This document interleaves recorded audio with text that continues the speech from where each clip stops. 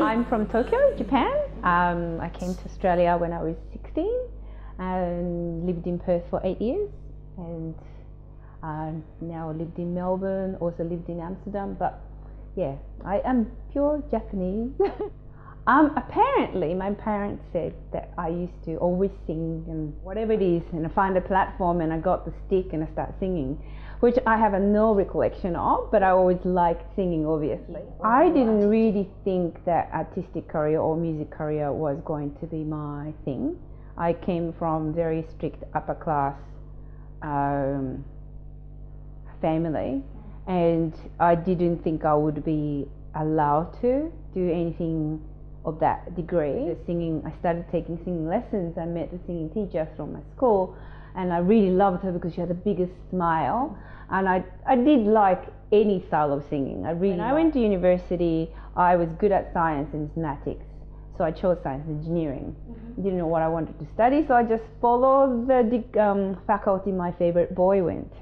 But when I was doing double degree, that really was a heavy double degree course, so I lost the time to do music, and then I was miserable. So let's go for the opposite. Let's just do music. So faculty, what do I need to get into music course? And they just told me I need the theory, and I need to audition.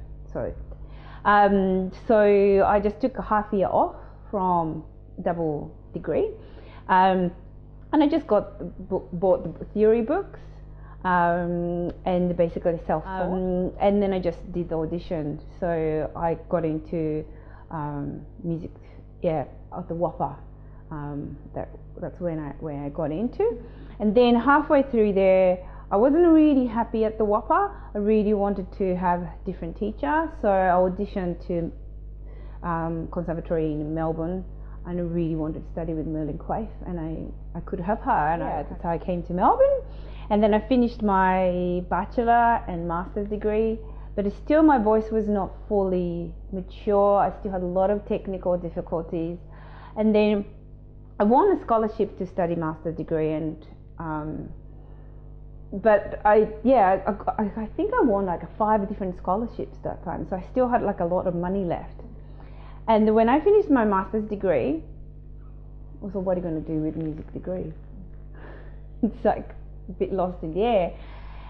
Whether to, go to seek another kind of career or still want to pursue music. That's so another life questioning time.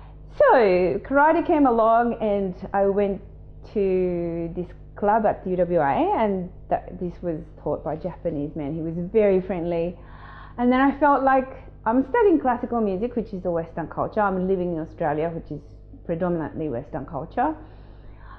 I needed to be in touch with my own culture, and the karate gave me the greatest opportunity, and the class run by Japanese sensei was very much like my physical education class at school, so it really made me feel like I'm part of my culture. I was and when I moved to Melbourne, it took me about a year and a half to find a club that I felt that they actually really do with Japanese traditional karate, because I did try a lot of other clubs, but they were sort of modified, westernized karate, and that was not really what I was after. And then I didn't find Japanese sensei that I felt really I could trust with, but I did find a man who was Greek, but his manner of teaching was something that I was after, and so I joined there, and then from then on, once a week became twice a week, became 3 times a week, and became 5 times a week, and I was like really seriously into it. Don't you? Yeah, I have my own club. That's fantastic. Yeah, so I don't teach children's class, but if I count the children, because I run the club, and I ask my assistants to teach children, but 50 altogether part. But the one thing in common was that discipline side. These two world of arts, or martial arts, and karate is also the singing is the big art, high art, so to speak. They both require serious discipline and focus and self-belief. Classical or singing practice did not give me enough philosophy to withstand insecurities, loneliness, self-doubt, etc. But martial arts always focus on self-belief and also to break the boundary that you create within. So if I didn't do karate, I don't think I could withstand the challenges that I have to meet in a singing world. Particularly, I'm living in Australia on my own. Whenever I go to someone else's recital, they have parents, they have friends, they have relatives to support, whereas I only could ask my friends to be there. And actually my family didn't really support me to study music, so I was constantly have to fight with the battles of loneliness and also self-belief, because they didn't really believe in that discipline anyway. So karate definitely made me a fighter to, well, that's just that, but I have the passion, so step beyond my boundary. That's the boundary I'm creating.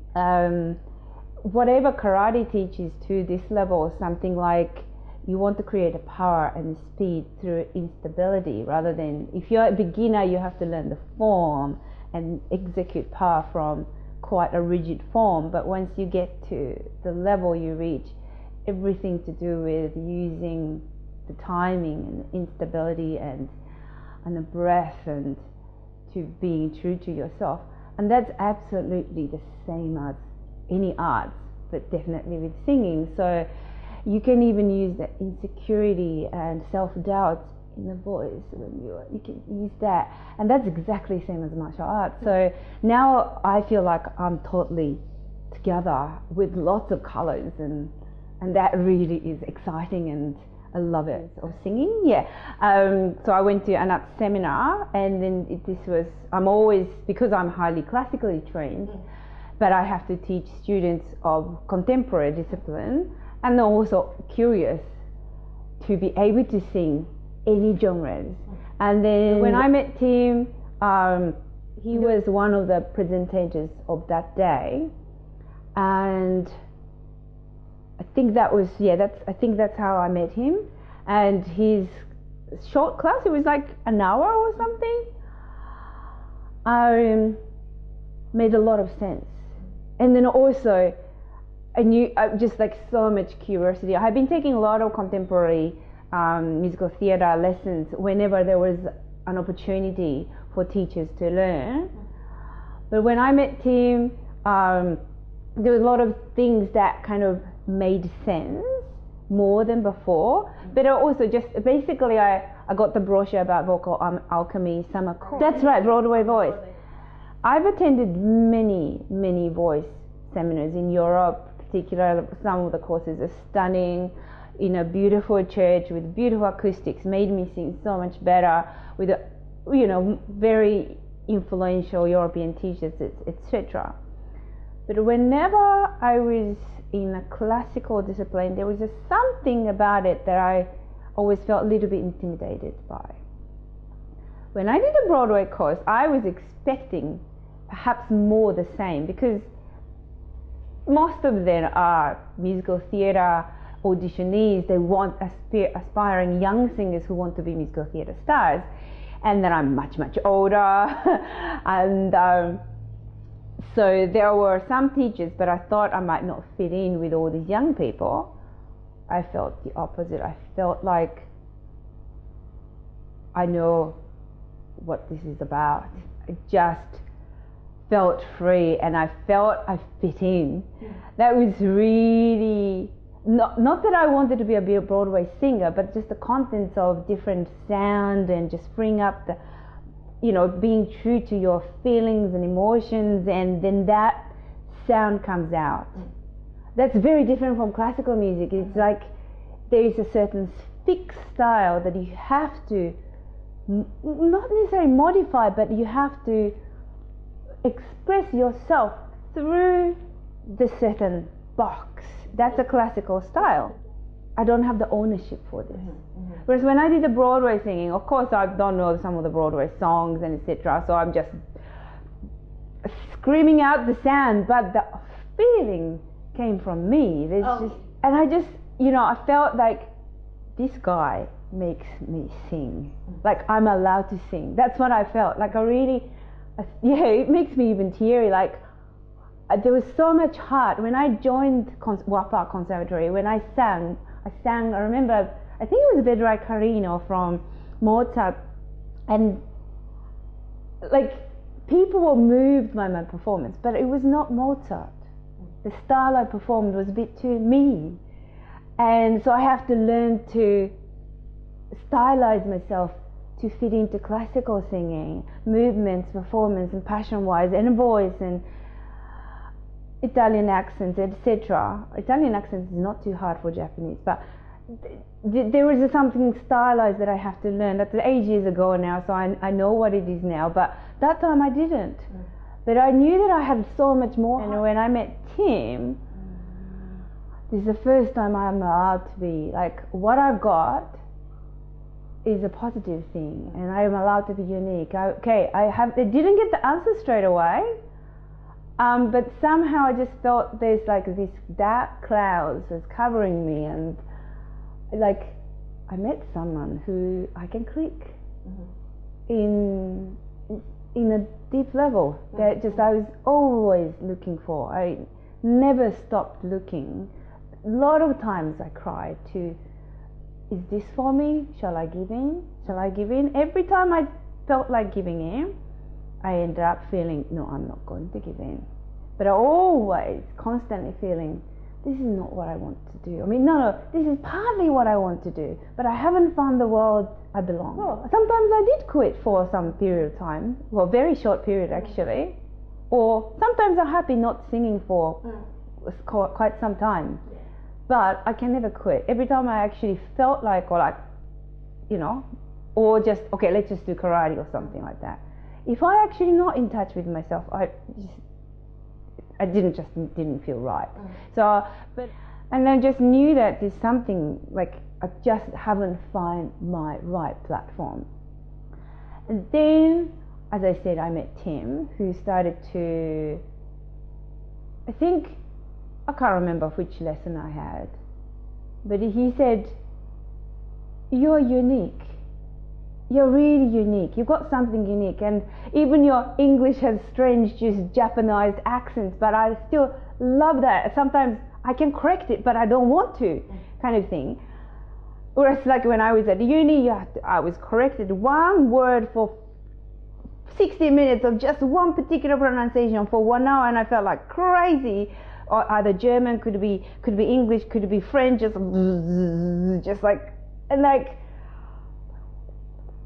but the soul behind the song is more important than just one meticulous pronunciation. That's what I was feeling. But, to pass the certain things, you have to shut your mouth and go with it, right? And that training itself, discipline itself was good, but then I always believed there's something inside me that could make people cry, and that could make me cry, and that could heal people. And that was important. That was something that I think I belonged to singing. And then, so I made an album this year, revising everything about what made me like about singing. Who was the influential singer? Every classical friend that I have, they have the idol of, oh, I love Domingo, I love this person. I never had those. I love Pavolotti's sound, etc. But I never had an idol. In karate, I do have this teacher's, this sensei's movement. Oh, I'm just so in love. Or this person's this. I love about it. But in classical music, there are certain sound I like. There's certain style of that. But nobody melted me to. So I have to go back to my childhood.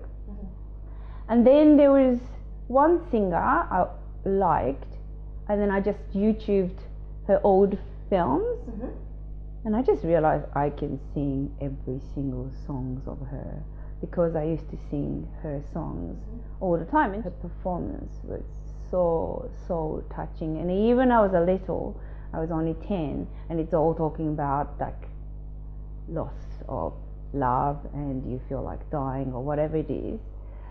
which I never experienced perhaps back then. But the soul of vulnerability touched me, and the facial expression and movement was something that I wanted to become.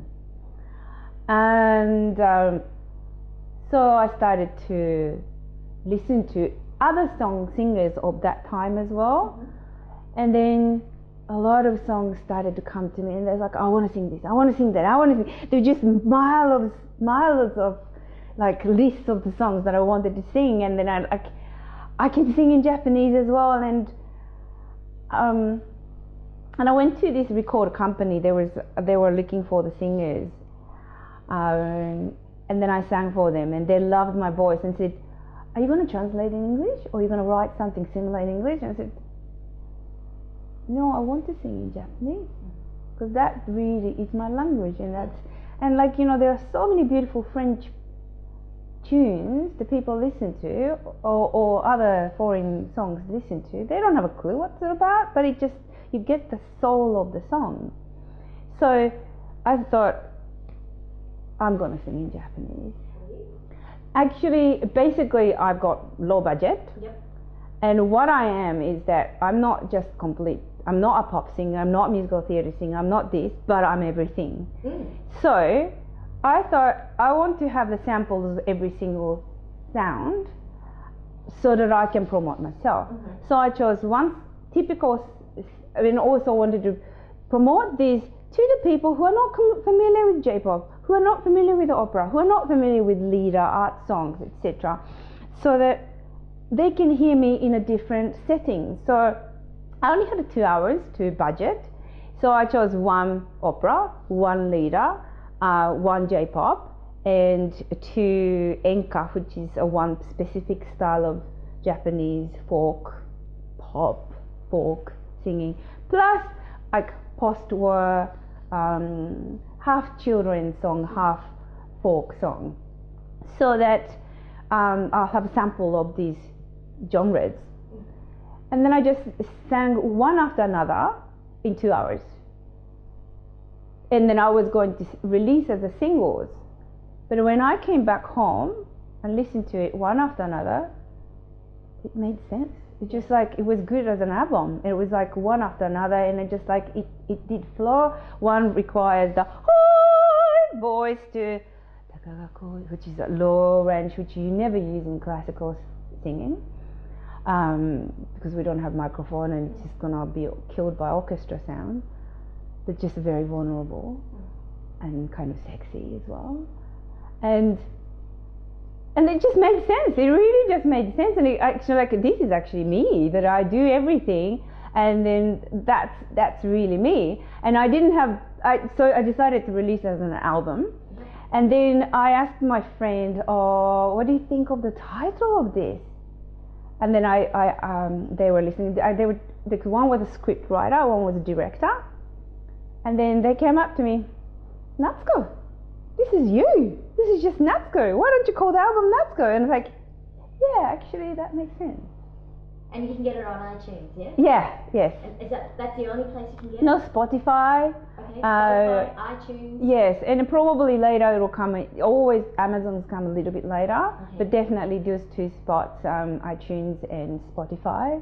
And then I will make the physical one. That right now it's just online, but I will make the physical, actual hard copy in July.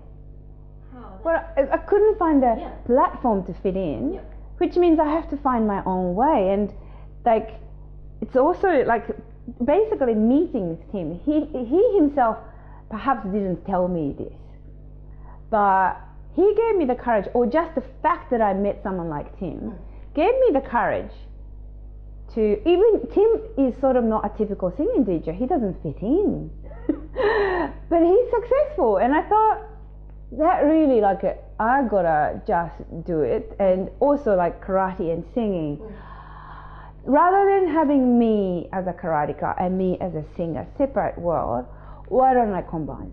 Then when I started to do that, I met Tim, and soon after that I met karate masters who loved my singing. Like every time after this hard, sweaty training, I'm drenched in sweat, And then she said, "Can you sing something?"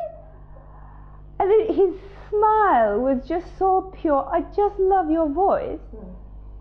And that's not the best time to sing, because you just trained for 4 hours and just like, oh my God.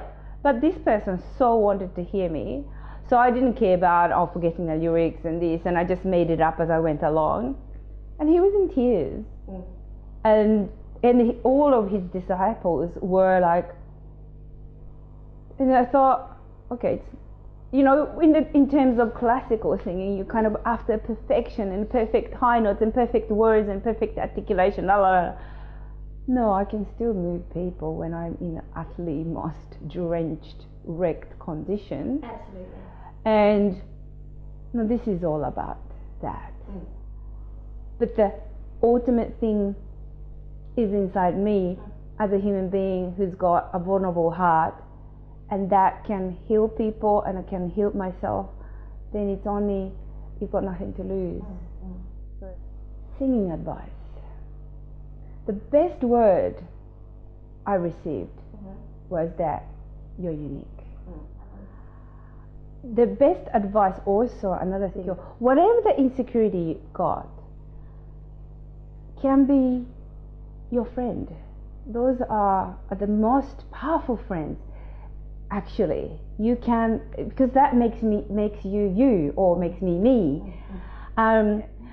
Halfway through, I completely forgot the sentence, so I held it for a moment until something else came back, and I just sang the first phrase twice. The people were just so moved, and when I said to my sensei, who's the guest of honor, God, that was just. I used your instability into singing, and then there were moments that I completely could not remember the words, and he just said, "Oh, you just didn't remember the words? I thought you were so emotionally involved that you held it for that moment." And it was the most touching performance. I don't know what it is, just my whole body went like, everything to be able to sing that. So use everything you've got within your lifespan, and use the freedom and use your authority as a human being to deliver it. And your voice may crack, but that can be a vulnerable thing, and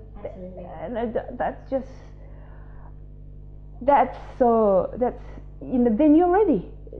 For me, totally different. When it's live, everything could be the sound of the drums, or could be the cough of the audience, could be the breath of my pianist, or could be backing track, crack noise of the backing track, or the space, the height of the ceiling, and the temperature of people around it, or on your own. I play with it on a day, and that makes the unique performance. But in a rehearsal, you're focused on getting timing right, and getting the sound right, and getting the most optimal interpretation right. Okay, we go through this, particularly in the ensemble, we have to, of course, have the timing right, etc., and then have the different understanding of dynamics, so we have the similar idea. But on the day of the real, his idea or her idea or my idea just blends, and then just use that as the power to communicate. So, but if you do that from the rehearsal, that can be messy, because you're just so getting drowned into it. So you have to have a bit of accuracy, self-analysis, criticism and analysis, and etc. But ready, and also calculating in your head, there is a space of freedom to be added on top of it, or not necessarily added, but blended into. So the focus of rehearsal or practice to the real thing. A real thing is, for me, that's the most real thing, because it's the most powerful too. And I love the live show, because whoever is there will become part of me. Absolutely. Yeah. So I'm gonna definitely, this year is my recording year. I want to record so many songs that I want to do, that I feel really free to be able to do one after another. So I want to record as many songs I can financially do, and then also time ones do, and then promote whenever. I don't exactly know how, but whatever the opportunity I find, this is what I'm doing. This is who I am. Singers out there, what would it be? You must have secrets. You must have a secret or secrets to take to your graveyard. I used to think that doesn't mean that not being honest. Having a secret and not being honest or being a bad person is totally different. I used to not have any secrets. I was always open. I was always there, like, you know, that I thought that was a good thing. But when you are bold, naked all the time, there's nothing more to discover. When you start to have a secret, that doesn't have to be bad things. You don't have to have secrets that you want to hide. But it could be the method to cook pancake that you have, or could be something that you just decided not to reveal. But once you have the secrets that you just decided to keep it to yourself, you become mysterious. And that mysteriousness attracts people, or even yourself, because there's something that you just you keep it to yourself. And then when I decided to have certain things that this is only for me, I tend to give a lot of things away, whether my knowledge or techniques or whatever. If I get this, I'll give to my students. If I get this, I'll give to them. But there's certain things that I decided this is for me to keep. And since then, a lot of people came up to me, "You're so mysterious, you're very sexy." And like, what? And that can be your selling product. So yeah, that I encourage everybody to have secrets. But as I said, that doesn't mean you're being dishonest or do bad things, and that can destroy you. But just to have the essence that makes you, or makes you who you are, just keep that to yourself. But within 12 months, I'm hoping that the show I'm doing, the theatre show, which is called Bach at the Dojo, that basically utilizes me as an actor and as a coach, karate coach to the actors, and then me as a karate performer, and also I'll be singing 2 songs in this Alchemist as well, isn't it? That's why the word alchemy just works fantastic. Not just musical theatre students, and not just this and that, and and I'm not a typical musical theatre candidate, so young, and just like I come as a teacher as well. And so another thing that so one positive good words that I got, the most influential words was that you're unique. But the negative thing, but that gave me the positive effect, was this old lady. She's 60, and I met her at this vocal seminar in Japan. One thing I find it really unique in Japan is that these seminars, like a vocal seminar here, are mostly occupied by aspiring young singers who want to have a career. And this vocal seminar, half of them were retired Japanese housewives or workers. They just wanted to sing, and they were singing these most dramatic operas or Japanese art songs of First Love, for example. And then when the 60-year-old lady sings First Love, oh my God, I've never melted that much. And then this lady, I can't remember what the questions were, what we were talking about. But anyway, obviously I was talking about my singing or career or whatever it is. And she just said to me in Japanese, "Makeinu no toboe ne," which means a loser dog barking from afar. But she didn't say in a criticism way or in a cruel way. She just said, "You're barking. You're just barking. Like you're scared." it's kind of most nurturing way. She just said, whatever you say. But basically, obviously I was being defensive and also saying I was, you know, perhaps I was saying that opera was shit, or I don't know what I was saying. But obviously, basically, self-defensive. And then this 60-year-old lady, or 60-plus lady, said, you're just a loser dog who is barking from afar. And then I just felt like, oh, that's very uplifting. Yeah. It's really like, okay, I'm just scared, and yes, I am. I don't have the technique. At that time, I couldn't sing high notes, or when I could sing, it was just like, at that moment, I didn't know when I could reproduce that again, or I couldn't come down. If I started singing the top notes, excellent, then I come back down, and I just lose my middle voice, or, you know, I just didn't have understanding of my body, and I was just trying too hard. Or I didn't have a teacher who could guide me to, so that's perhaps, if I did have the teacher who I felt like, okay, if I just follow the guidance, I could go to the next step, I would have been a lot more comfortable, because I'm a hard worker. So, but I just knew that was the problem. Anyone can point that problem, but no one could really give me the guidance to fix it. So I was so insecure. And I loved my voice. I always loved my voice. I didn't necessarily like the sound that I was producing, but I loved my voice. But I couldn't help myself to release that voice, and I couldn't feel that I met anybody who could help me to release the voice. So I was barking from the far, saying, "Please, somebody help me." Yes. And when she said that, yes, that's exactly. I just need to find someone, and I kept on crusade, and that perhaps altogether maybe it took me. Every now and then I did meet teacher to pick one problem there, pick another problem there, and then this and that. But altogether probably took 10 years. But I'm still barking that far, but I'm not going to give in.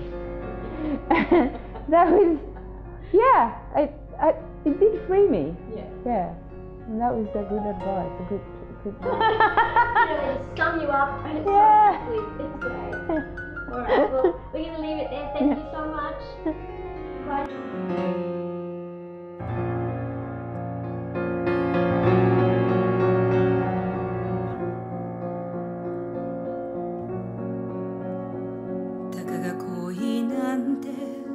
忘れればいい泣きたいだけ泣いたら目の前に違う愛が見えてくるかもしれないとそんな強がりを言ってみせる